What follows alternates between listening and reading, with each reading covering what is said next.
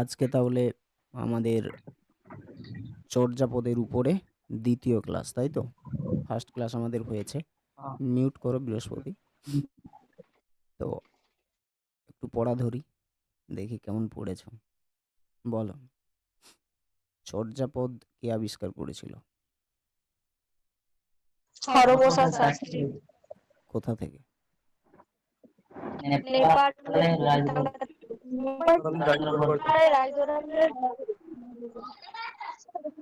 কত সালে আবিষ্কার করেছিল?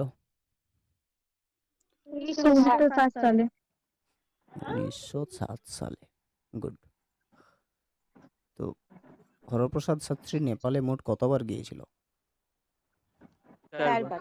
4 বার। কতবারের প্রচেষ্টাতে হরপ্রসাদ শাস্ত্রী চর্যাপদ আবিষ্কার করে? তৃতীয়বারের প্রচেষ্টা। তৃতীয়বারের সালটা কত ছিল? 1916। 1907 সাল। পিটবো না ধরে নিয়ে 1916, বাবা রে। আমার দাদু 1907 সাল ছিল তো। আমার দাদু স্যার, আমার 1907। আমার দাদুর জন্ম সাল 1907 বলে দাও। সাল। 1982। 1907 সাল।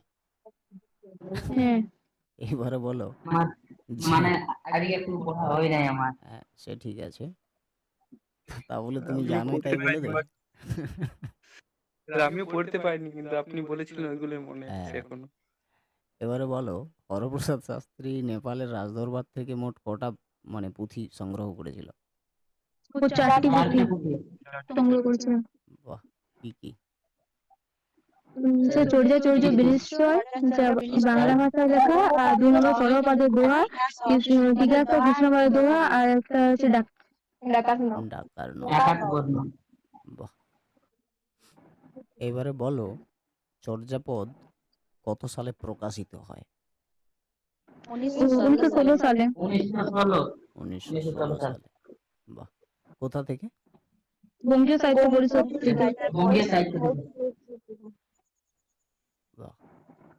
কি নামে প্রকাশিত হয়েছিল? হাজার বছরের পুরনো বাংলা ভাষার গদ্যগান উদাহরণ।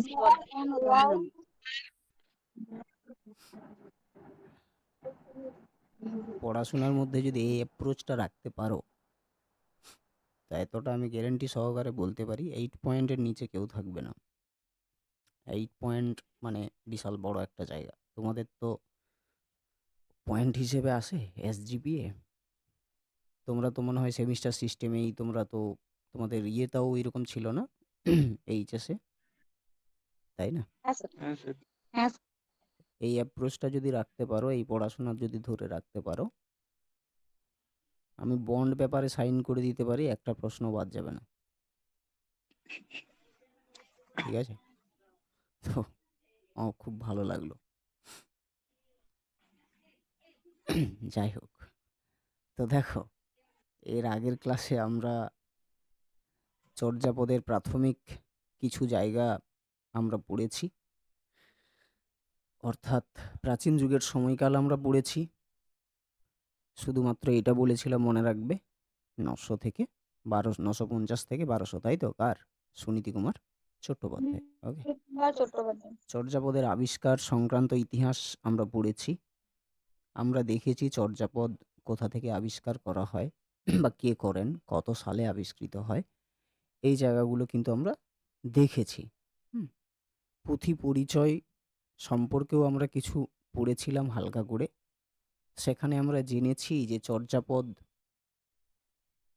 কিসের উপরে লেখা হয়েছিল। কিসে লেখা হয় চর্যাপদ? কিসে লেখা হয়েছিল? তাল পাতায়। তাল পাতায় লেখা হয়েছিল। আচ্ছা, চর্যা শব্দের অর্থ? আচরণীয়। গুড। ঠিক না? এইটা খুব বেশি ইম্পর্টেন্ট, যেটা তোমরা সুন্দর করে মুখস্থ করে রেখেছ, বুঝতেও পেরেছ। চর্যা শব্দের অর্থ আচরণীয়। এগুলো হয়ে গেছে আমাদের। আজকে আমাদের ক্লাস এতদূর পর্যন্ত হয়েছিল, তাই তো? অর্থাৎ চর্যাপদের মোট পদের সংখ্যা হচ্ছে 50 মতান্তরে 51টা, আর মোট পদকর্তার সংখ্যা হচ্ছে 23 মতান্তরে 24। ওকে। মতান্তর মানে হচ্ছে মতের অন্তর।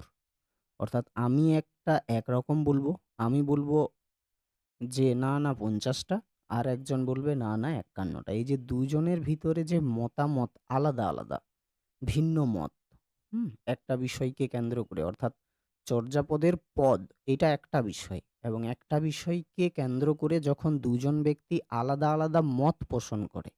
একজন বলছে ৫০টা পদ আছে, একজন বলছে ৫১টা পদ আছে। এই আলাদা, আলাদা যে মত পোষণ করছে ভিন্ন, ভিন্ন ব্যক্তি সেটাকেই বলা হয় মতান্তর অর্থাৎ মতের অন্তর। ওকে? তাহলে আমরা এটা দেখলাম আগের ক্লাসে যে চর্যাপদের যে পুঁথিটা পাওয়া যায়, হুম? বা আমাদের চর্যাপদের যে পুঁথিটা সেখানে মোট পদের সংখ্যা হচ্ছে ৫০ মতান্তর ৫১ আর মোট পদকর্তার সংখ্যা কত? ২৩ মতান্তরে ২৪ জন। এরপরে আমরা এটা ক্লিয়ার করব আজকের ক্লাসে যে কে বলছে ৫০টা পদ আর কে বলছে ৫১টা পদ। কে বলছে ২৩ জন পদকর্তা আর কে বলছে ২৪ জন পদকর্তা। ঠিক না? তাহলে এক ঘরকে নিয়ে হেরফের আছে, তাই না? হ্যাঁ কি না? এক ঘরকে নিয়ে এদিক ওদিক আছে। তাহলে সেই জায়গাটা আমরা আজকে ক্লিয়ার করব। তাহলে আমরা জেনে এসছি যে চর্যাপদের যে মিউট করবে কে আছো? চর্যাপদের যে চর কে কে মিউট করবে, হ্যাঁ? দেখো, আমরা জেনে এলাম যে চর্যাপদের মোট পদের সংখ্যা হচ্ছে ৫০ মতান্তরে ৫১ আর পদকর্তা হচ্ছে ২৩ মতান্তরে ২৪। এখন ঘটনাটা হলো কার মতে ৫০ আর কার মতে ৫১ সেটা আমরা একটু দেখে নেব। ঠিক আছে? তো দেখো, এই যে ডক্টর মোহাম্মদ শহীদুল্লাহ বলে একজন ব্যক্তি আছেন, ইনি বলছেন যে চর্যাপদের মোট পদের সংখ্যা হচ্ছে ৫০টা। ঠিক আছে?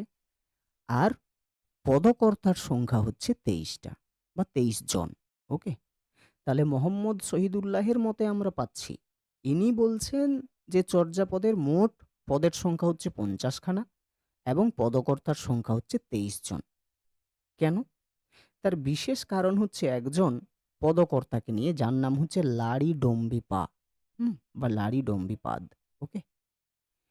এই মোহাম্মদ শহীদুল্লাহ বলছে যে যেহেতু এই ব্যক্তিটার কোনো পদ পাওয়া যায়নি কিন্তু নামটা পাওয়া গেছে, অর্থাৎ এর নামটা পাওয়া গেলেও এর পদটা কিন্তু পাওয়া যায়নি, সে কারণে মোহাম্মদ শহীদুল্লাহ বলছে যে না, এই ব্যক্তিটাকে কিন্তু আমরা রাখতে পারবো না। কেন? কারণ এর নাম পাওয়া যেতে পারে কিন্তু যেহেতু এর পদটা পাওয়া যায়নি সেহেতু একে আমরা রাখবো না, সেই জন্য ৫০টা। ঠিক আছে? আর যদি মনে করো এই পদকর্তাটা হেঁটে যায়, কারণ অ্যাকচুয়ালি তো হায়ে কে আছে? হায়ে তো ৫১ আছে, তাই না? সব থেকে ফার্স্টে কে আছে? ৫১ আছে। এই তো বড়, হ্যাঁ কি না? এইটাই বড় হিসেব অনুযায়ী। এখান থেকে এই যে লাড়িডম্বিপাদ বলে যে ব্যক্তিটা আছে এর নাম পাওয়া গেছে বইটাতে, পুঁথিটাতে, কিন্তু এর কোনো পদ পাওয়া যায়নি। সেই জন্য মোহাম্মদ শহীদুল্লাহ বলছে না, ৫১টা হবে না, হবে ৫০টা। ঠিক আছে? অর্থাৎ একজন বলেছিল না ২৪ জন, এইটাকে থেকে বোঝাচ্ছি, বড়টা থেকে ছেড়ে দাও, নাহলে বুঝতে পারবে না। দেখো, সুকুমার সেন বলে একজন ব্যক্তি আছে। এই সুকুমার সেন বলছে যে চর্যাপদের মোট পদের সংখ্যা হচ্ছে ৫০টা, সরি ৫১টা, আর পদকর্তার সংখ্যা হচ্ছে ২৪ জন। তাহলে কার মতে এটা? সুকুমার সেনের মতে। সুকুমার সেন বলছেন যে চর্যাপদের মোট পদের সংখ্যা হচ্ছে ৫১টি আর পদকর্তার সংখ্যা হচ্ছে ২৪ জন। এখন ঘটনাটা হলো, কেন এইটা বললেন না, এই ব্যক্তিটাকে কেন্দ্র করেই যা ঝামেলা।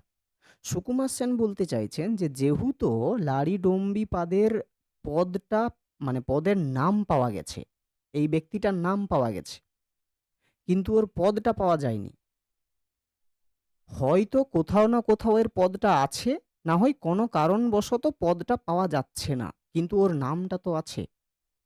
আরে আমার নাম যদি থাকে তাহলে হয় আমি কোথাও না কোথাও থাকবো, না হয় আমি যদি নাও থাকি কিন্তু একটা সময় তো আমি এখানে থাকতাম বলেই তো আমার নামটা পাওয়া গেছে, হ্যাঁ কি না বলো?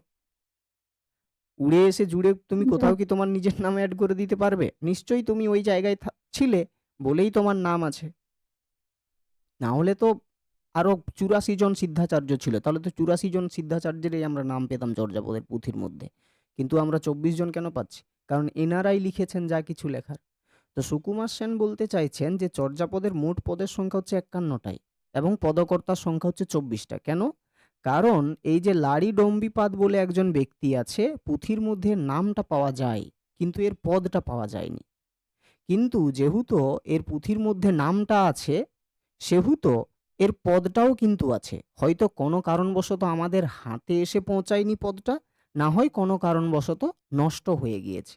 তো যেহেতু এই মানুষটার নাম পুঁথির মধ্যে রয়েছে, সেহেতু একে আমাদেরকে ধরে চলতে হবে।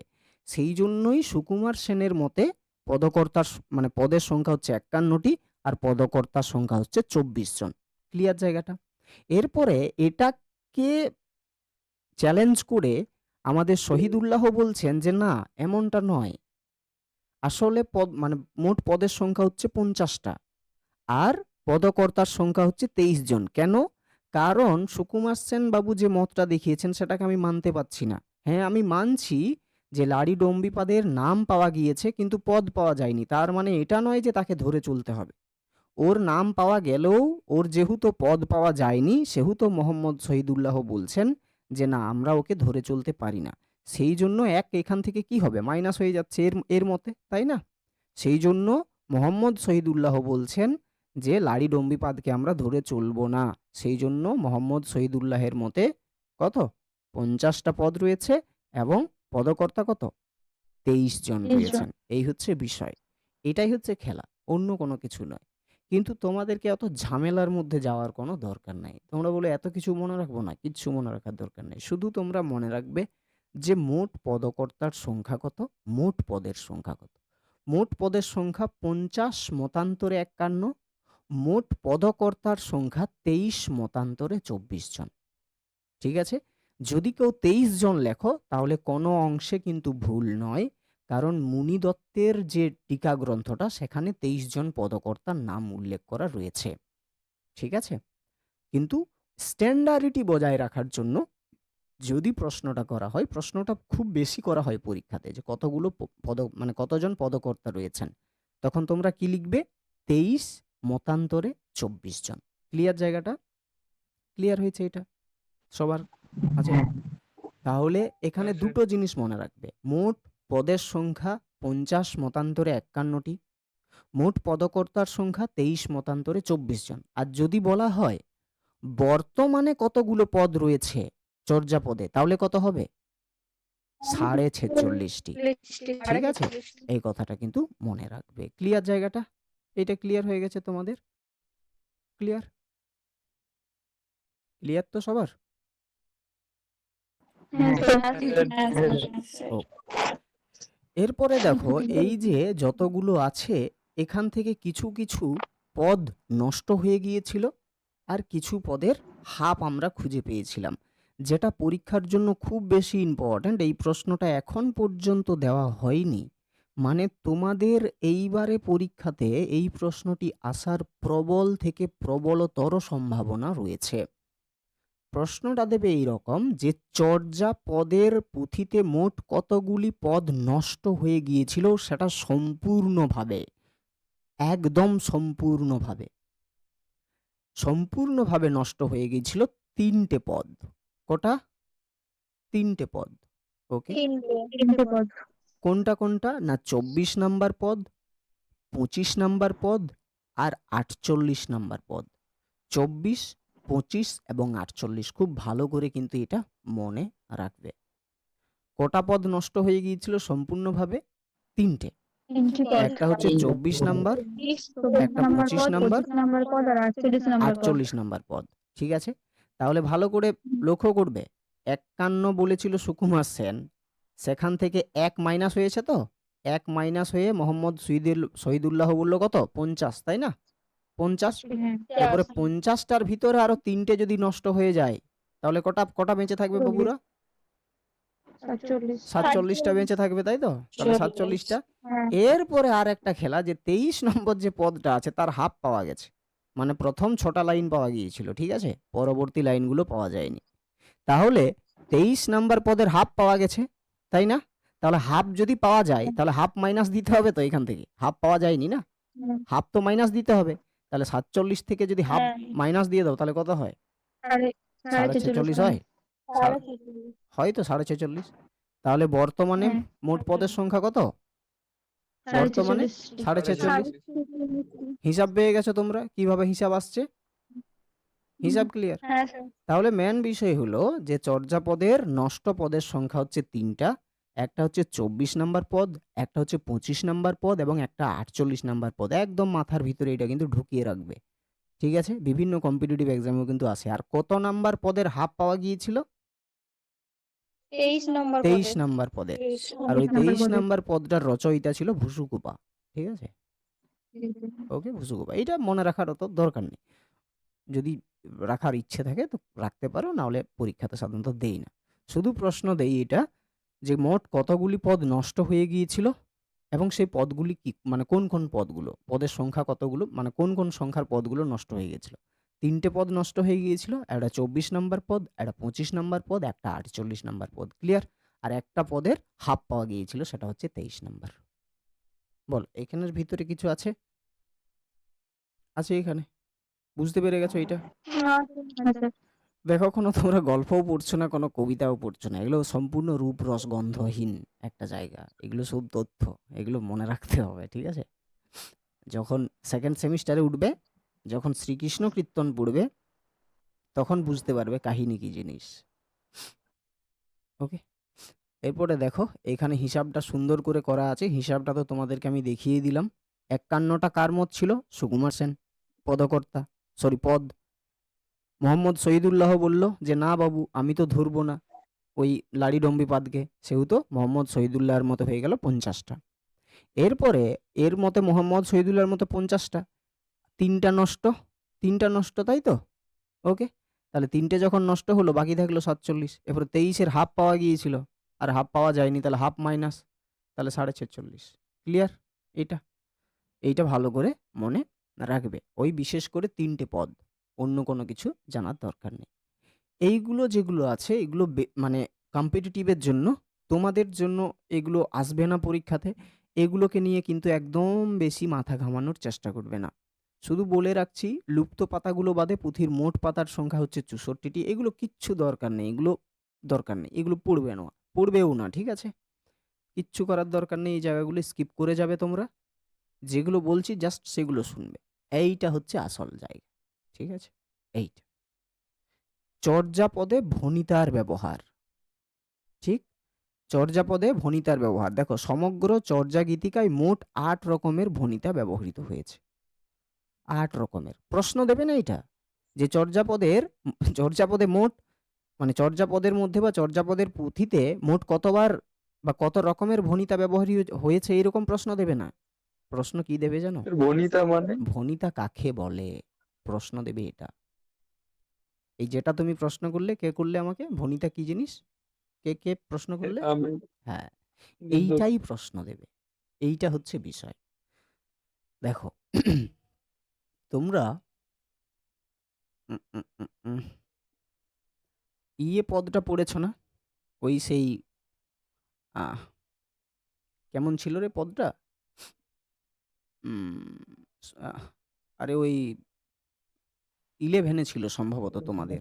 ওই সেই বৈষ্ণব পদাবলীর একটা পদ ছিল না তোমাদের, যে প্রিয়া মুখ দর্শনে একটা ছিল এরকম, দেখবে। ঠিক আছে? সেখানে দেখবে পদকর্তার নামটা ওই লাইনের শেষে কিন্তু লেখা ছিল। ছেড়ে দাও, আমি জাস্ট একটা পদের নাম বলছি। হ্যাঁ, চর্যাপদ থেকেই। দেখো, ভালো করে শুনবে। প্রথম পদ, প্রথম পদটা লিখেছে লুইপাদ চর্যাপদে। ঠিক আছে? পদটা হচ্ছে এরকম যে কা আ তরুবর পঞ্চবি ডালো চঞ্চল চিয়ে পৈঠা কালো দৃঢ় করিয় মহাসুয় পরিমাণ লুই ভনয় গুরু পচ্ছিয় জানো। ভালো করে শুনতে পেলে তোমরা? লুই ভনয় গুরু পুচ্ছিয় জানো। ভনিতা মানে হচ্ছে সেটাই যে যিনি পদটা লিখেন উনি স্বকৌশলে উনার নামটা যে লাইনে উল্লেখ করেন সেইটাই হলো ওই পদটার কি, ভনিতা। মনে করো তুমি কবি, মনে করো, মনে করো আমাদের ছেলেমেয়েরা এখানে যারা পড়ছে তোমরা সবাই একজন কবি। তোমরা একটা কবিতা লিখছো বা একটা পদ লিখছো। এরপরে পদটা লিখতে, লিখতে, লিখতে, লিখতে, লিখতে, লিখতে, লিখতে, লিখতে সাধারণত ভণিতা শেষে দেওয়া হয়। একদম শেষে একটা লাইন এত সুন্দর করে তুমি করেছো যেখানে তুমি তোমার নিজের নামটা মেনশন করেছো। তো যে লাইনটাতে কবি তার নিজের নামটা উল্লেখ করে দেই, ওই লাইনটাই ওই কবিতাটার কি? বলো। ভণিতা। বনিতা ভণিতা মানে হচ্ছে কবি তার সুকৌশলে যে লাইনটাতে নিজের নাম ব্যবহার করেন তাকেই কি বলা হয়? ভণিতা। বনিতা বোঝা গেল জায়গাটা? অর্থাৎ পদকর্তা যে লাইনে তার নিজের নাম সুকৌশলে ব্যবহার করেন তাকে কি বলা হয়? ভণিতা। মাথায় থাকবে? মাথায় থাকবে?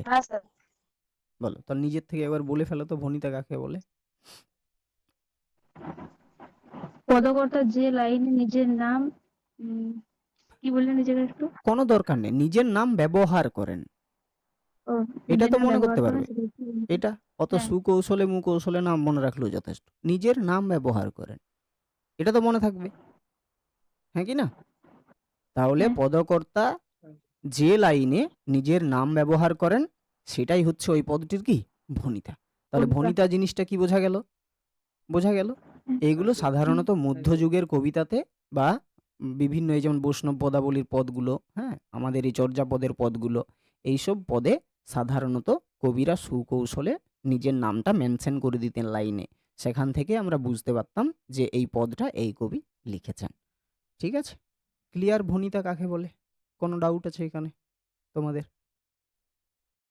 আছে কিছু ডাউট? ভণিতা বোঝা গেল? পরীক্ষাতে যদি না স্যার। আসে প্রশ্ন ভণিতা কাকে বলে লিখতে পারবে? হ্যাঁ। ভণিতা কাকে বলে খুব ভালো করে মাথার ভিতরে কিন্তু রাখবে। পরীক্ষাতে কিন্তু প্রচুর পরিমাণে ভণিতা কাকে বলে প্রশ্নটা আসে। তাহলে এতদূর অবধি হলো আমাদের পুঁথি পরিচয়। তাহলে আবারও একবার রিমাইন্ড করে দিচ্ছি যে মনে রাখার বিষয় যেগুলো বলছি জাস্ট সেগুলোই মনে রাখবে।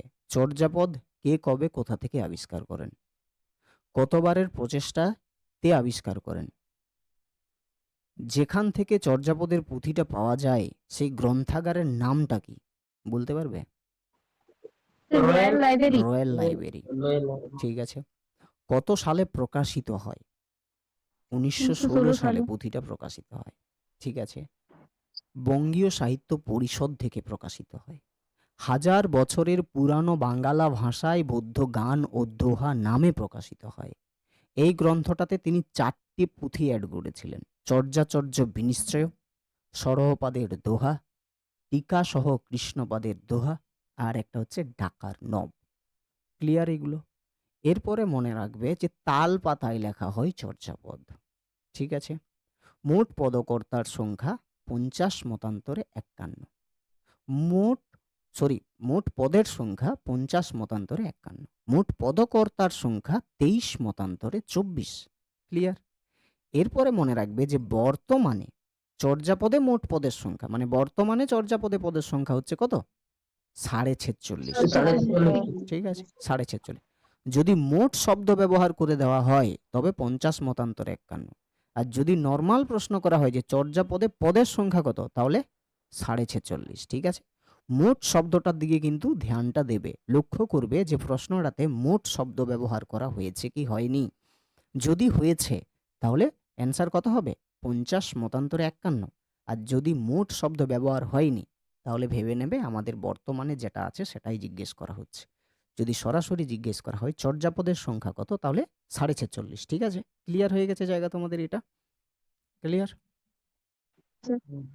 আর ভণিতা কাকে বলে সেটা মনে রাখবে যে পদকর্তা বা কবি তার নিজের নাম যে লাইনে ব্যবহার করেন সেটাই হচ্ছে ভণিতা। ক্লিয়ার?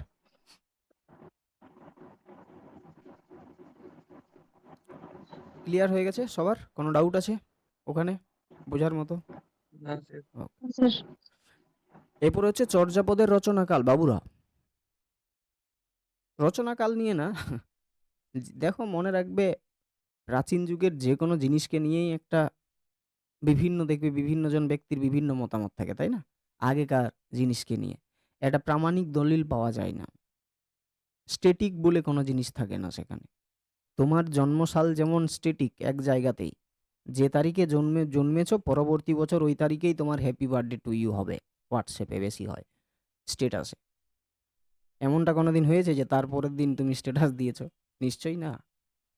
কিন্তু যদি তুমি প্রাচীন যুগে জন্মগ্রহণ করতে, তাহলে তোমার স্ট্যাটাসে এদিক ওদিক হতো। তোমার অন্য এক বন্ধু ভাবতো যে তোমার জন্মদিন এই তারিখে, সে ওইটা নিজের মতো করে দিত। অন্য একজন ভাবতো এই তারিখে, সে নিজের মতো করে দিত। তাহলে এই যে প্রাচীন যুগের যে কোনো জিনিসের উপর না একটা মানে একটা বিশেষভাবে একটা মতবিরোধ থাকে গবেষক মহলে। একজন ব্যক্তি সে বিভিন্নভাবে গবেষণা করে বলে যে না, এটার রচনাকাল বা এটা আসলে যারা লিখেছিল তারা এই সময়টার ভিতরে লিখেছিল। অন্য একজন হয়তো কিছু উপাদান পেয়ে নিয়ে সে বলছে যে না, এটা এই সময়ের ভিতরে রচনা হয়েছিল। তাহলে এই যে চর্যাপদের যে রচনাকাল, এই রচনাকালটাকে নিয়ে কিন্তু গবেষক মহলে বিরাট বড় একটা মতবিরোধ রয়েছে। এটাকেও মতান্তর বলা হয়, ঠিক আছে, মানে মতের অন্তর। ওকে, এটা মতের একটা অন্তর রয়েছে এখানে গবেষক মহলে। মোহাম্মদ শহীদুল্লাহ বলছে সপ্তদশ শতাব্দীতে রচিত হয়েছে। রাহুল সাংকীর্তায়ন বলছেন অষ্টম থেকে দ্বাদশ শতাব্দীর ভিতরে হয়েছে। সুখময় বন্দ্যোপাধ্যায় বলছে অষ্টম থেকে একাদশ। সুকুমার সেন বলছে দশম থেকে দ্বাদশ। আর সুনীতি কুমার চট্টোপাধ্যায় বলছেন দশম থেকে দ্বাদশ শতাব্দীর শেষ ভাগে। সপ্তদশ মানে কত বাবুরা? সপ্তদশ মানে সপ্তদশ সপ্তম সপ্তদশ সপ্তম শতাব্দী। সপ্তম নয়, সপ্তদশ। অষ্টম মানে অষ্টম থেকে দ্বাদশ মানে অষ্টম থেকে 800 থেকে 1200। থেকে 12। অষ্টম থেকে একাদশ মানে 800 থেকে 1100। দশম থেকে দ্বাদশ মানে বলো 1000 থেকে 1200। 1000 থেকে 1200। আর দশম থেকে দ্বাদশ শতাব্দীর শেষ ভাগ, মানে এই যে 1000 থেকে 1200 শেষের দিকটা। কিন্তু আমরা এতগুলোকে নিয়ে আমরা চলবো না, ঠিক আছে? আমরা একদম এগুলোকে নিয়ে চলবো না। আমরা চলবো কোনটাকে নিয়ে? অনলি ফর এটাকে নিয়ে। কোনটাকে নিয়ে? আমরা মনে রাখবো এটা, দশম থেকে দ্বাদশ শতাব্দী। পরীক্ষাতে যদি প্রশ্ন দেওয়া হয় চর্যাপদের রচনাকাল, তখন উত্তর কি লিখবে? দশম থেকে দ্বাদশ শতাব্দী। ক্লিয়ার? এইটা মনে রাখবে, ঠিক আছে? এইটা মনে রাখবে। অর্থাৎ পরীক্ষাতে যদি প্রশ্ন, এত নাম টাম কিচ্ছু মনে রাখার দরকার নেই, তাহলে বলবে দেওয়া হয়েছে কেন এখানে, আমাকে তো দিতেই হবে, উপায় কিছু নেই। চর্যাপদের রচনাকাল যদি পরীক্ষাতে জিজ্ঞেস করা হয় বা দেওয়া হয়, উত্তর কি লিখবে? চর্যাপদের রচনাকাল হলো দশম থেকে দ্বাদশ শতাব্দী, ঠিক আছে? চর্যাপদ কবে রচনা করা হয়? দশম থেকে দ্বাদশ শতাব্দীর মধ্যে চর্যাপদ রচনা করা হয়। কারা রচনা করেছিল? কি বলেছিলাম আগের ক্লাসে? বুদ্ধ, সহজিয়া, সহজীয় সাধকরা, সাধক। তাই না? তাহলে চর্যাপদের রচনাকাল কোনটা মনে রাখবে? এইটা মনে দশম রাখবে, থেকে দ্বাদশ দশম শতাব্দী। থেকে দ্বাদশ। মানে দ্বাদশ শতাব্দী। দশম থেকে দ্বাদশ মানে হচ্ছে 1000 থেকে কত? 1000 থেকে 1200। 1200 1000 থেকে 1200 সালের মধ্যে রচনাটা হয়। ওকে, ঠিক আছে? ক্লিয়ার জায়গা? রচনাকাল ক্লিয়ার? হ্যাঁ স্যার। এখান থেকে কিন্তু কিছু নেই, জাস্ট এইটুকু মনে রাখবে। চর্যাপদের রচনাকাল কি না, দশম থেকে দ্বাদশ শতাব্দীর মধ্যে চর্যাপদের রচনা করা হয়। একদম এক্সট্রা তথ্য কোনো মনে রাখার দরকার নেই, যেটুকুনি দরকার সেইটুকুনি কিন্তু তোমাদেরকে মনে রাখতে হবে। বলে রচনাকাল ক্লিয়ার হয়ে গেছে, কোনটা মনে রাখবে বোঝা গেছে। দশম থেকে দ্বাদশ মাথার ভিতরে ঢুকিয়ে রাখবে, 10-12। ওকে, অর্থাৎ ক্লাস 10 to 12। হ্যাঁ, শুধু আর একটা শূন্য করে যোগ করে দিবি, আর অন্য কিছু নয়। এই যে চর্যাপদের পুঁথির যে নামকরণ, এইটার জন্য একটা স্পেশাল ক্লাস লাগবে, নাহলে হুট করে বুঝতে পারবে না। সেই জন্য আজকে পুঁথির নামকরণটা আমরা স্কিপ করব, আমরা চলে যাব ভাষাতে। নেক্সট ক্লাসে আমরা স্পেশালভাবে নামকরণটা বুঝবো, কারণ এখানে একটু জটিলতা রয়েছে। বিভিন্নজন বিভিন্নভাবে আসছে, এবং ফাইনালি আলটিমেটলি যেটা চর্যাগীতি কোষ বৃত্তি, সেটাতে আমরা কি করে পৌঁছাবো এবং যথাযথ কি করে হচ্ছে চর্যাগীতি কোষ বৃত্তি, সেই জায়গাটাকে কিন্তু আমাদেরকে বুঝতে হবে। তো সেটা আমাদেরকে মাথা ঠান্ডা রেখে কিন্তু বুঝতে হবে। সেই জন্য এটা আমরা আলাদা ক্লাসে করব, ঠিক আছে? চর্যাপদের পুঁথির নামকরণ, এর জন্য একটা ক্লাস থাকবে সেটা আমরা নেক্সট ক্লাসে আলোচনা করব। কারণ এখানেও কিন্তু বিভিন্নজন বিভিন্ন নামকরণ করছে চর্যাগীতির, কিন্তু আলটিমেটলি নাম হচ্ছে চর্যাগীতি কোষ, যেটা এর আগের বারে পরীক্ষাতে কিন্তু এসেও ছিল। ঠিক আছে, এই যে দেখছো না এখানে যে হরপ্রসাদ শাস্ত্রী চর্যার যে মানে চর্যা সংকলনটির প্রকৃত নাম কি? হরপ্রসাদ শাস্ত্রীর চর্যাগীতি কোষ বৃত্তি। দেখবে প্রশ্নটা, দেখো এখানে হরপ্রসাদ শাস্ত্রীতে আবিষ্কৃত চর্যাপদ সংকলনটির কি নাম দিয়েছিলেন? দেখতে পাচ্ছ প্রশ্নটা? এই যে প্রশ্নটা দেখা যাচ্ছে, হ্যাঁ স্যার। দেখতে পাচ্ছ তো? এই মানে প্রশ্ন স্লাইড চেঞ্জ হয়েছে না? হরপ্রসাদ শাস্ত্রী তার আবিষ্কৃত চর্যাপদটির সংকলনটির কি নাম দিয়েছিলেন? চর্যার টিকাকার কি? তাহলে এটা কি হবে? চর্যাগীতি কোষ বৃত্তি। আর টিকাকার কে? টিকাকার হচ্ছে মুনি দত্ত। এই প্রশ্নটা বারবার দেই, মনে দত্ত। হ্যাঁ এই প্রশ্নটা বারবার দেই, মাথার ভিতরে ঢুকিয়ে রাখো। ঠিক আছে, তাহলে নামকরণ প্রসঙ্গ আমরা আলাদা একটা স্পেশাল ক্লাসে করব। হ্যাঁ, আমাদেরকে আজকে আমরা ভাষার জায়গাটাতে যাব, চর্যাপদের ভাষা।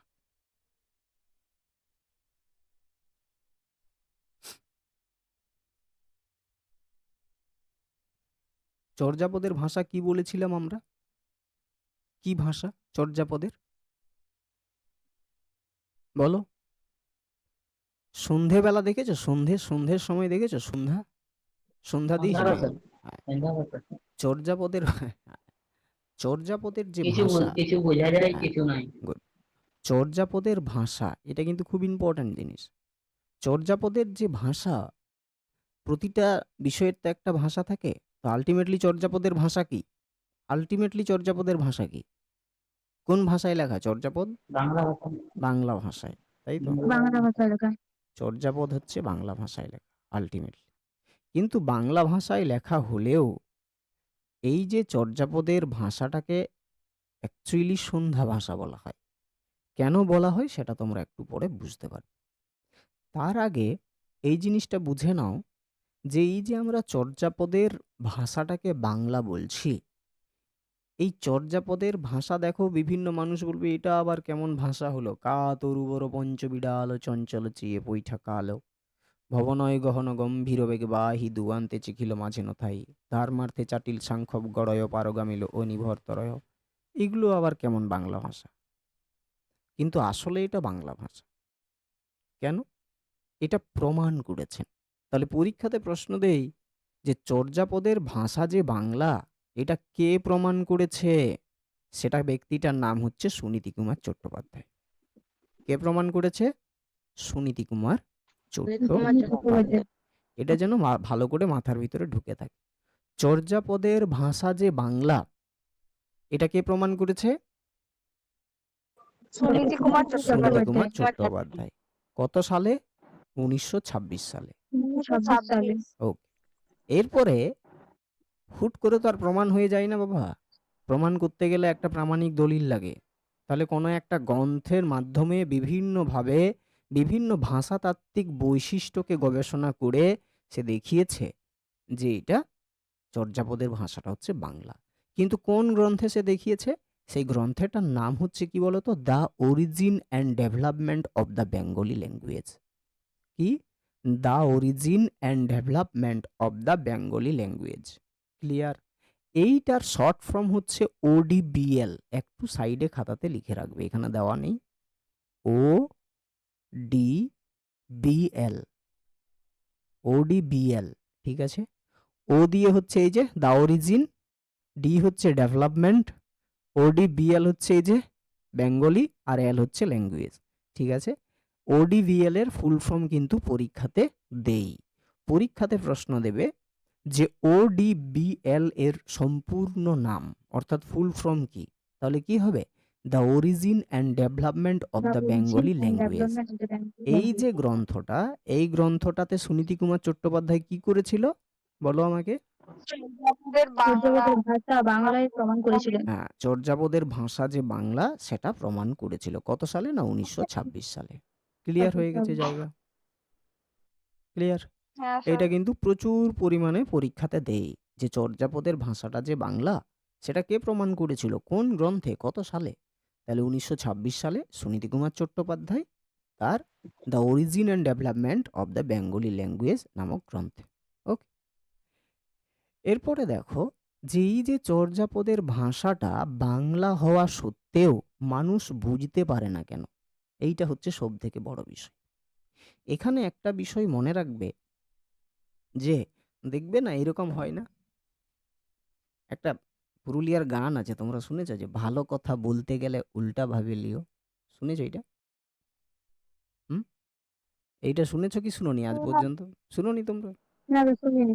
তো যদি গানটা নাই বা শুনো, তো এইটা তো শুনে থাকবে যে আমি ভালো কিছু করতে গেলাম, সে উল্টা ভেবে নিল, হ্যাঁ রে আমি বললাম হুম, একভাবে তুই উল্টা ভেবে নিলি, একদম স্যার এটা। এটা তো হয় না বিষয়টা? তো হুম, এটাও ঠিক এরকম, যে চর্যাপদ আমরা একটা সাহিত্য হিসেবে পাচ্ছি, কারণ সেখানে সাহিত্য মূল্য আছে, ঠিক না? মনে করো আমি যদি ড্রেনের জলটাকে বলি এটা আমি পানীয় জল, তাহলে হবে? হবে না, কারণ সেটা পান করার উপযুক্ত নয়। কিন্তু যদি কোনো পান করার উপযুক্ত জল হয় তাহলে তাকে আমরা পানীয় হিসেবে গ্রহণ করতে পারি। ঠিক সেই রকম এই যে চর্যাপদ, এই চর্যাপদের যে পদগুলো আলটিমেটলি, এই যে আমরা বর্তমানে যে 46.5 পদ পাচ্ছি, কিংবা মোট পদ যে এই যে 50 থেকে 51টা পদ পাচ্ছি, এগুলো কারা লিখেছিল? বুদ্ধ সহজিয়া সাধকরা। কারা লিখেছিল? বুদ্ধ সহজিয়া সাধকরা। সহজে সাধকরা। ওকে, তো এরা সাহিত্য রচনা করার জন্য কিন্তু একটা পদও রচনা করেনি। ব্যাপারটা বুঝতে পারছো? মানে ওই যে বলে না যে যে আমি বললাম একরকম ভাবে তুমি নিলে আর রকম ভাবে, এখানে ঠিক এই রকম হয়ে গেছে যে এরা করলো এক ভেবে, আর আমাদের বর্তমান সেখান থেকে সমস্ত কিছু জিনিসকে নিয়ে সাহিত্যতে ঢুকিয়ে দিল। ব্যাপারটা হচ্ছে এই রকম। মানে ঘটনাটা হলো দেখো এই যে বৌদ্ধ সহজিয়া সাধক, সাধক মানেই তো বুঝতে পারছো, সাধক শব্দটা তোমরা শুনেছো, হ্যাঁ কি না? সাধক শব্দ যারা হ্যাঁ, ধ্যান করে এইসব, হ্যাঁ কি না? তো এখন মেন বিষয় হলো এই জায়গাটা, যে বৌদ্ধ সহজিয়া সাধকরা, ভালো করে শুনবে এটা, হ্যাঁ, যে বৌদ্ধ সহজিয়া সাধকরা তাদের যে এক একটা পদ রচনা করেছিল, সেই পদগুলো কিন্তু তারা সাহিত্য রচনা করার জন্য করেনি, যে পরবর্তী সময় আসছে অন্য একটা যুগ তারা এই সাহিত্যগুলো পড়বে, ওই রকম কিন্তু নয়। তারা এক একজন সাধক ছিল, তাদের নিজেদের যে ধর্মতত্ত্ব, তাদের নিজেদের যে সাধন তত্ত্ব, তাদের যে দর্শন তত্ত্ব, সেইগুলোকেই তারা কি করতো না একটা পদের মাধ্যমে তারা লিখে রাখতো, বা একটা গান আকারে লিখে রাখতো, সেটাও আবার সংকেতের মধ্য দিয়ে। মানে এমনভাবে তারা পদগুলো মানে রচনা করেছে যাতে করে কোনো একজন অন্য আর একজন সাধক ছাড়া ওই ওই পদের অর্থগুলো বোঝা মানে তারা ঠিকঠাকভাবে বুঝতে পারবে না, মানে আমরা সাধারণ মানুষ সেগুলো সাধারণভাবে বুঝতে পারবো না। উনাদের লেখা পদগুলো বোঝার জন্য একজন সাধককেই কিন্তু দরকার পড়বে। এইগুলো এইরকমটা ওরা করলো কেন? এইরকমটা ওরা করলো এই কারণেই, কারণ এই যে সাধকরা তাদের যে সাধন ভজনের কথা, তাদের যে সাধকদের দেখবে বিভিন্ন ধরনের প্রক্রিয়া থাকে, তাই না? হ্যাঁ কি না? বিভিন্ন ধরনের প্রক্রিয়া থাকে সাধনা করার।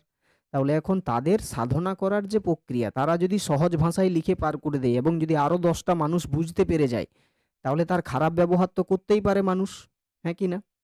অসৎ মানুষের কাছে যদি পৌঁছে যায় তাহলে তো তারা অসৎ ব্যবহার করতে পারে, স্বাভাবিক না? তুমি মনে করো একটা ফর্মুলা বানাচ্ছ, তুমি ফর্মুলাটা বানালে হয়তো একটা অ্যাটম বোমের ফর্মুলা বানাচ্ছ, সেটা হয়তো ভালো কাজের জন্য। এরপরে এই ফর্মুলাটা যদি তুমি যদি খুব সাধারণভাবে বানিয়ে ফেলো, আর যদি একজন আড়পড় গাবারও যদি বুঝতে পেরে যায়, আর সে যদি অসৎ মানুষ হয় আর তোমার ফর্মুলাটা যদি সে পেয়ে যায়, তাহলে সে কি করবে? মানুষের ভালো করবে না ক্ষতি করবে? ক্ষতি করে। মানুষের ক্ষতি করবে। তাহলে এই যে আমাদের বিশেষ করে আমাদের এই যে বৌদ্ধ সহজিয়া সাধকরা, এরা তাদের পদগুলো এই কারণেই সংকেত ভাষায় ব্যবহার করেছিল, হুম, যাতে মানুষ বুঝতে না পারে, তাদের পদগুলোকে নিয়ে অসৎ ব্যবহার যাতে কেউ না করতে পারে। মনে রাখবে, পাল বংশ নাম শুনেছো তোমরা? পাল বংশ, আর একটা হচ্ছে সেন বংশ। ঠিক আছে, একটা হচ্ছে পাল বংশ আর একটা হচ্ছে সেন বংশ। এই যে পাল বংশের যে সকল রাজাগুলো ছিল না বাবু, সবাই কিন্তু বৌদ্ধ ধর্মের বৌদ্ধ ধর্মের দীক্ষায় ছিল আর কি। সব রাজারা কিন্তু বৌদ্ধ ধর্মের দীক্ষায় দীক্ষিত ছিল। পরবর্তী সময় যখন এই এই সেন রাজারা এসে পালদেরকে অ্যাটাক করলো, তখন এই পাল রাজাদের মধ্যে যত যা কিছু ছিল, এই যে বিভিন্ন যে গোষ্ঠী ছিল পাল এই বৌদ্ধ ধর্মের, মহাযান, হীনযান, বজ্রযান, তন্ত্রযান, ঠিক আছে, এই গোষ্ঠীর মানুষজনগুলো সবাই কিন্তু বঙ্গ ছেড়ে পালাতে শুরু করলো। সেন রাজারা প্রচুর অত্যাচার করতে শুরু করেছিল। এদের ভিতরে আমাদের সহজযান যারা, এই সহজযান গোষ্ঠীর মানুষ ছিল বৌদ্ধ সহজিয়া সাধকরা। কারণ এরা সহজভাবে কি শূন্য জ্ঞান অর্জন করার কথা বলেছিল, সহজভাবে। এই যে বলে না যে তোমাকে যদি ঈশ্বরকে পেতে হয় তাহলে ঘর সংসার ত্যাগ করতে হবে, বলে না, সবকিছু ছেড়ে তোমাকে পালাতে হবে, ধ্যান করতে হবে। কিন্তু যারা সহজযানের ব্যক্তি তারা বলেছিল যে না, এই সব কিছু করে কোনো লাভ নেই, তোমার নিজের ভিতরেই পরমেশ্বর আছেন। তুমি যদি তোমার নিজের শরীরটাকে যদি তুমি ঠিকঠাকভাবে করতে পারো, যদি সেই প্রক্রিয়াটা তুমি যদি জানো কায়া সাধনা করার, তবে তুমি আলটিমেটলি ঈশ্বরের কাছে তুমি পৌঁছাতে পারবে, মহাসুখ অর্জন করতে পারবে। তো তারা এই বিষয়টা তারা বলতো। তার বিভিন্ন যে প্রক্রিয়াগুলো সেইগুলো তারা বিভিন্ন পদে লিখে রেখেছে। এরপরে এই পদগুলো এই যে যারা সেন রাজারা, সেনদের আমল, এরা যদি পেয়ে যায়, এরা ছিল কট্টর ব্রাহ্মণ যারা সেন ছিল, আর এরা এসে নিয়ে এই পাল বংশের যারা ছিল বা যারা বৌদ্ধ ধর্মের ছিল তাদের উপর অত্যাচার শুরু করেছিল। এদের হাতে যদি পড়ে যেত তাহলে কিন্তু ভয়ঙ্কর হয়ে যেত। তাই ওরা কি করেছিল না, যা কিছু পদ্ধত ছিল তাদের যে ধর্মের প্রক্রিয়া, তাদের যে সাধন ভজনের প্রক্রিয়া, সেগুলো তারা অন্যরকম ভাবে লিখেছিল, একটা সংকেত ভাষা ব্যবহার করেছিল, যাতে করে সাধারণ মানুষ সেটা বুঝতে না পারে। বোঝা গেল বিষয়টা? ক্লিয়ার? কেন তারা একটা অন্যরকম ভাষা ব্যবহার করেছে? তো তারা যে ভাষাটা ব্যবহার করেছে পদে, সেই ভাষাটাকে আলটিমেটলি কি ভাষা বলা হয় না, সেই ভাষাটাকে আলটিমেটলি সন্ধ্যা ভাষা বলা হয়। কি ভাষা বলা হয় না? সন্ধ্যা ভাষা। ঠিক আছে, এই যে সন্ধ্যা বচন, সন্ধ্যা সংকেত অথবা সন্ধ্যা। ঠিক আছে, এই জিনিসটা হরপ্রসাদ শাস্ত্রী কেন বলছে দেখো, যে এই যে চর্যাপদের যে ভাষা, সেটা তো সন্ধ্যা ভাষা। সেটা কি সাধারণ যে কোনো মানুষ বুঝতে পারবে? বলো, বুঝতে পারবে কি? পারবে না, পারবে না। তো একজন সাধকেই সেটা বুঝতে পারত। এবং দেখবে, মনে রাখবে, তোমরা যখন রেফারেন্স বই পড়ো, রেফারেন্স দেখবে টিকা বলে একটা শব্দ তোমরা দেখতে পাও। টিকা বলে থাকে না ক্লাস 12 টিকা? টিকা মানে কি? টিকা মানে হচ্ছে জটিল শব্দগুলোর অর্থ, তাই না? তাহলে এই চর্যাপদের ভাষার টিকা আবিষ্কার করেছিল কে? মুনি দত্ত। সেই টিকা গ্রন্থটার নাম ছিল নির্মল গিরা টিকা। ঠিক আছে, কি? নির্মল গিরা টিকা। এবং এই যে নির্মল গিরা টিকা যে গ্রন্থটা, এই গ্রন্থটাতে এই চর্যাপদের ভাষাটাকে মুনি দত্ত বলেছিল সন্ধ্যা বচন, সন্ধ্যা সংকেত অথবা সন্ধ্যা ভাষা। ব্যাপারটা বুঝতে পারছো? এরপরে মুনি দত্তের এই যে নির্মলগিরা টিকা, এই টিকাটার ভিতরে যেহেতু চর্যাপদের ভাষার নাম সন্ধ্যা ভাষা লিখেছেন তিনি, সেটাকেই অনুসরণ করে বেটা হরপ্রসাদ শাস্ত্রী প্রচার করলো যে চর্যাপদের বা চর্যাগীতির ভাষা হচ্ছে কি ভাষা? সন্ধ্যা ভাষা। ব্যাপারটা বুঝলে? মনে করো আমি কিছু একটা লিখে ফেলেছি, এবার এমন আং বাং চাং করে লিখে ফেলেছি, যদিও ভালো কিছু লিখেছি হয়তো, ধরে নাও। এরপরে তার ভাষা কেউ বুঝতে পারছে না। এরপরে ঘটনাটা, ভাষা যদি কেউ বুঝতে না পারছে, তাহলে আমার যারা আমার মতো লেভেলের যারা আছে তাদের ভিতরে কাউকে ঢুকিয়ে নিয়ে তারা হয়তো জানবে আমার ভাষাটা, তাহলে তাকে নিয়োগ করা হবে, তাই না? যে তুমি এই শব্দের অর্থগুলো তুমি একটু বলে দাও, হ্যাঁ কি না? তাহলে এই যে চর্যাপদের যে ভাষাটা, সেটা তো সাধারণ মানুষ বুঝতে পারতো না, ঠিক না? অন্যান্য যারা শিষ্য তারাও বুঝতে পারতো না। তো এই আমাদের এই মুনিদত্তের উপরে দায়িত্বটা পড়েছিল। মুনিদত্ত কি করেছিল না, সংস্কৃত ভাষায় সে একটা টিকা গ্রন্থ আবিষ্কার করেছিল, ঠিক আছে, যাতে করে ওই চর্যাপদের যে দুর্বোধ্য ভাষা হ্যাঁ, যে কঠিন ভাষাগুলো, কঠিন শব্দের অর্থগুলো, সেইগুলো যাতে মানুষ বুঝতে পারে। তো সেই গ্রন্থটা যেটা, সেই গ্রন্থটার নাম কি ছিল? সেই গ্রন্থটার নাম ছিল নির্মলগীরা টিকা। ঠিক আছে? এইটা কে করেছিল? না, মুনি দত্ত। এইটা প্রচুর পরিমাণে প্রশ্ন দেয়। এরপরে এই নির্মলগীরা টিকাটা কোন ভাষায় তিনি লিখেছিল? সংস্কৃত ভাষায়। এই পরে দেখো এইখান থেকে কতগুলো প্রশ্ন হয়। প্রশ্ন দেবে যে চর্যাপদের টিকাকার কে?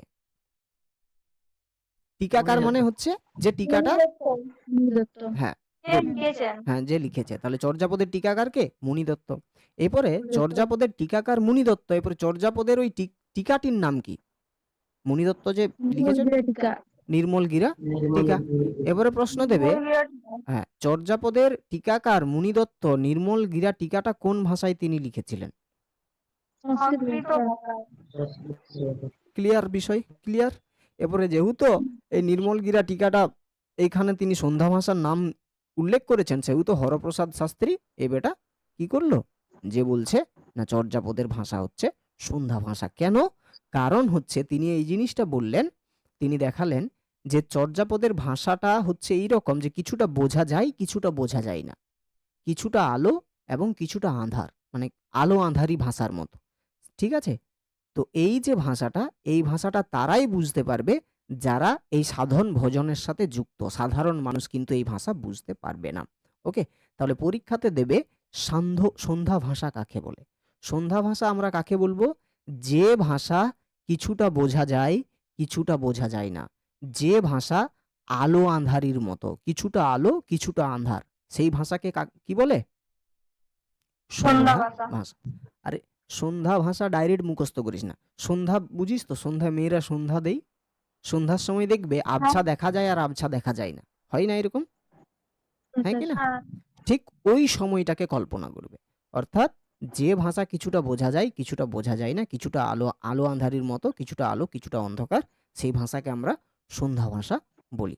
যদি পরীক্ষাতে সন্ধ্যা ভাষা কাকে বলে আসে, এবং প্রচুর পরিমাণে আসে, যদি আসে লিখতে পারবে কাকে বলে?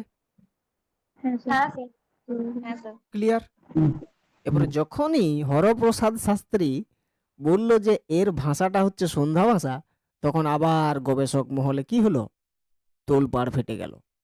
হ্যাঁ, সন্ধ্যা ভাষা, অর্থাৎ এই সন্ধ্যা বানানটাকে নিয়ে আবার ওদের সমস্যা হয়ে গেছে। দেখো এবারে সন্ধ্যা বানানকে নিয়ে বিরাট একটা সমস্যা। দেখো চর্যাপদের সন্ধ্যা ভাষার সন্ধ্যা শব্দের বানান নিয়ে গবেষক মহলে বিতর্কের সৃষ্টি হয়ে যায়। বিভিন্ন জন বিভিন্ন বলছে। হরপ্রসাদ শাস্ত্রী কি বলেছিল? দন্তস্ব কি এইটা জফলাটা বলেছিল, হ্যাঁ কি না? সন্ধ্যা ভাষা। ওকে, বিদুশেখর শাস্ত্রী বলছে না সন্ধ্যা ভাষা, এখানে জফলাটা নাই। আছে কি? আছে কি? দন্তস্ব দন্তনে ধোয়া আকার, সন্ধ্যা ভাষা। এবার পাঁচকড়ি বন্দ্যোপাধ্যায় বলছে সন্ধ্যা দেশের ভাষা, কিন্তু একজন ব্যক্তি বলেছিল বাংলা ভাষা। সেটাকে সুনীতি কুমার চট্টোপাধ্যায়। এখানে দেখো ভালো করে মনে রাখে, চারটা পয়েন্টই কিন্তু ইম্পর্টেন্ট এখানে। কখনো কখনো পাঁচকড়ি বন্দ্যোপাধ্যায়কে দিয়ে দেই যে চর্যাপদের ভাষাকে সন্ধ্যা দেশের ভাষা কে বলেছিল, তখন হবে পাঁচকড়ি বন্দ্যোপাধ্যায়। চর্যাপদের ভাষাকে বাংলা ভাষা কে বলেছিল? সুনীতি কুমার চট্টোপাধ্যায়। এরপরে এই দুটো বানান ভালো করে লক্ষ্য করবে। প্রশ্ন দেবে যে চর্যাপদের ভাষাকে সন্ধ্যা ভাষা কে বলেছিল, এই বানানটা দিল, তারপরে বলবে যে সন্ধ্যা ভাষা কাকে বলে, তখন এই ফলাটা দিয়ে বলবে সন্ধ্যা ভাষা কাকে বলে। তখন যদি ডাইরেক্ট লিখে দাও যে হরপ্রসাদ শাস্ত্রী, তখন কিন্তু ভুল হয়ে যাবে, হ্যাঁ কি না? তাহলে এইটার বানানটাকে কিন্তু একটু লক্ষ্য রাখবে, কিন্তু এতটা ক্রিটিক্যাল কোশ্চেন দেবে না। তোমরা মনে রাখবে যে এই সন্ধ্যা ভাষা, চর্যাপদের ভাষা যে সন্ধ্যা ভাষা, যদি জফলা থাকে, ঠিক আছে, তাহলে ভাববে যদি দেই যে চর্যাপদের ভাষা সন্ধ্যা ভাষা এবং জফলা যদি থাকে যে এইটা কে বলেছেন, তখন হবে হরপ্রসাদ শাস্ত্রী। আর যদি বলা হয় চর্যাপদের ভাষা সন্ধ্যা ভাষা শুধু আকার, কে বলেছে, তখন হবে বিদুশেখর শাস্ত্রী। যদি বলা হয় চর্যাপদের ভাষা সন্ধ্যা দেশের ভাষা, তখন কে বলেছেন, পাঁচকড়ি বন্দ্যোপাধ্যায়। যদি বলা হয় চর্যাপদের ভাষা বাংলা ভাষা, কে বলেছে, সুনীতি কুমার চট্টোপাধ্যায়। ক্লিয়ার? এটা ক্লিয়ার? শুধু এখান থেকে ইম্পর্টেন্ট হচ্ছে এই দুটোই। একটা হচ্ছে হরপ্রসাদ শাস্ত্রী বলেছিল সন্ধ্যা ভাষা, পাঁচকড়ি বন্দ্যোপাধ্যায়। খুব ক্রিটিক্যাল জায়গা সময় প্রশ্নটা দেই, তবে একটু মনে রাখার চেষ্টা করবে। সন্ধ্যা দেশের ভাষা। আর সুনীতি কুমার তো মনেই থাকবে, এটা বাংলা ভাষা বলেছিল। সন্ধ্যা ভাষা কাকে বলে বোঝা গেছে তোমাদের? হ্যাঁ স্যার। ক্লিয়ার? দেখবে, এই দেখো, দেখবে মুনি দত্তকে দেখতে পাবে, ভালো করে দেখো। দেখি এই প্রশ্নটার উত্তর তোমরাই দিতে পারবে। কে কোথা থেকে চর্যাপদের পুঁথি আবিষ্কার করেছিলেন বলো? হরপ্রসাদ শাস্ত্রী নেপালের রাজদরবারের গ্রন্থশালা থেকে আবিষ্কার করেছিলেন। তারপরে প্রশ্নটা কি লিখেছে তারপরেরটা? সূর্য টিকাকার কে ছিলেন? মুনি দত্ত। মুনি দত্ত, ঠিক না? বোঝা গেল? দেখো একটা অ্যান্সার পারলে নিজের থেকেই তো পেরেছো, নাকি আমি বললাম? নিজের থেকেই পেরেছো। হ্যাঁ। ওইটার মধ্যে দুইজন কত কথা ওইটা আরো পাবি।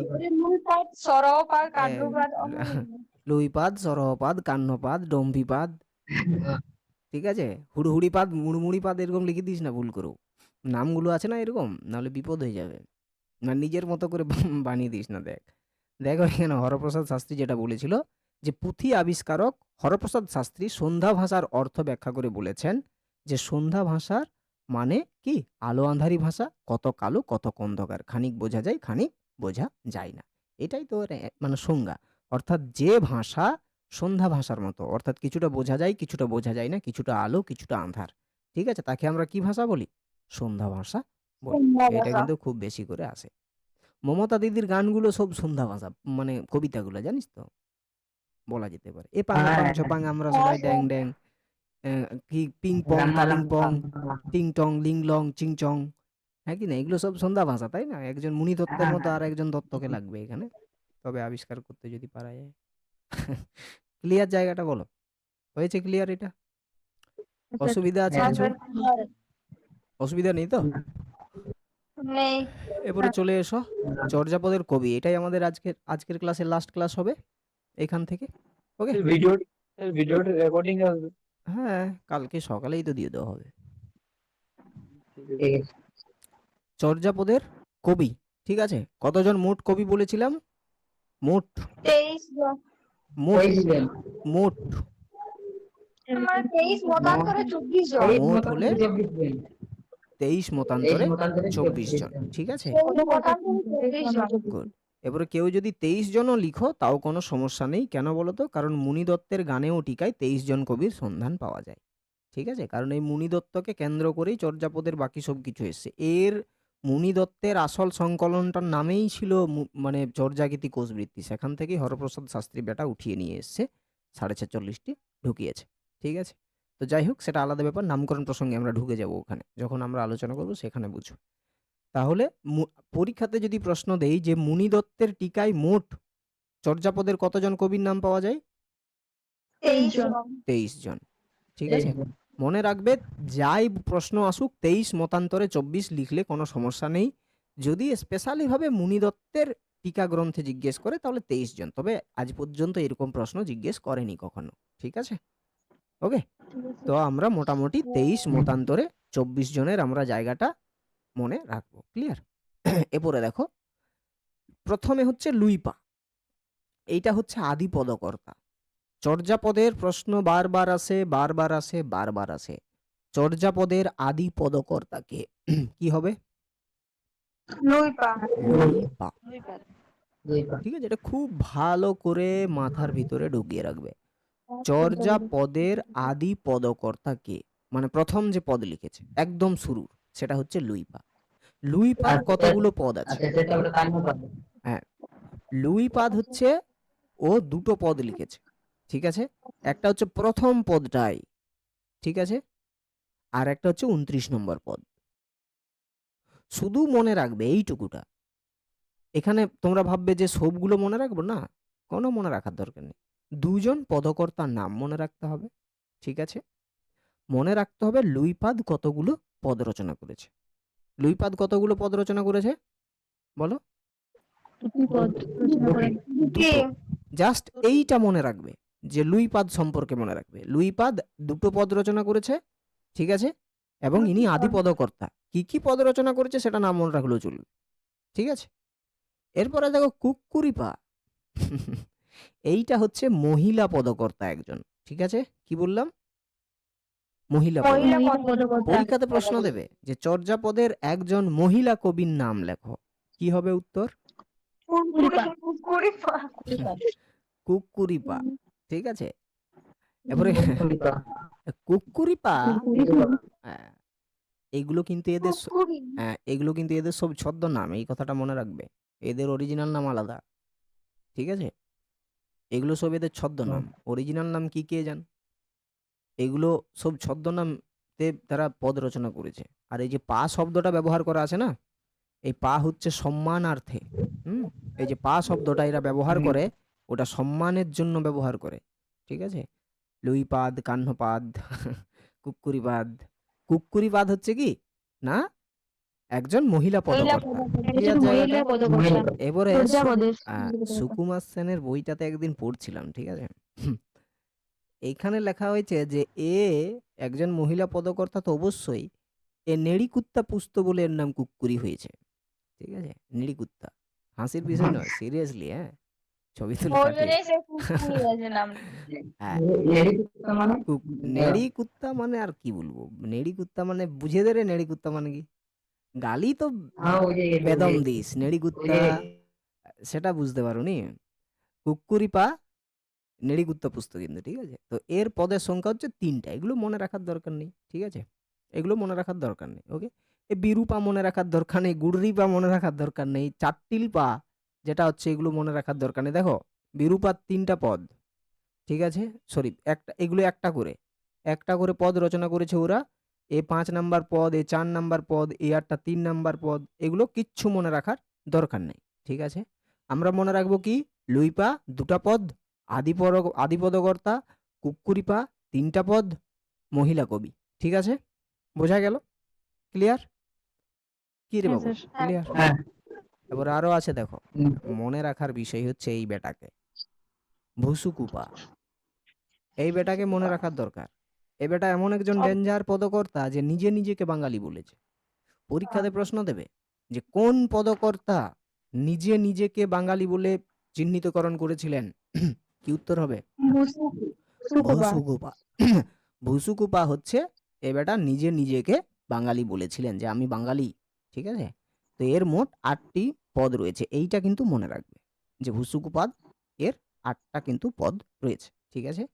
সব থেকে মনে রাখার বিষয় হচ্ছে এই বাবু, এই যে কাহ্নপা, এই হচ্ছে কোটিপতি, মানে যতজন পদকর্তা আছে, বিরাট টাকা আর সেই জন্য দমে পদ লিখেছে, ঠিক আছে? মোট 13টা পদ লিখেছে। তাহলে পরীক্ষাতে প্রশ্ন দেই কটা পদ লিখেছে সেটা আলাদা ব্যাপার, কিন্তু পরীক্ষাতে প্রশ্ন দেবে সর্বাধিক পদ কার? কাহ্নপা বা কাহ্নপাদের, ঠিক আছে? মোট 13টা, ঠিক আছে? ক্লিয়ার জায়গাটা?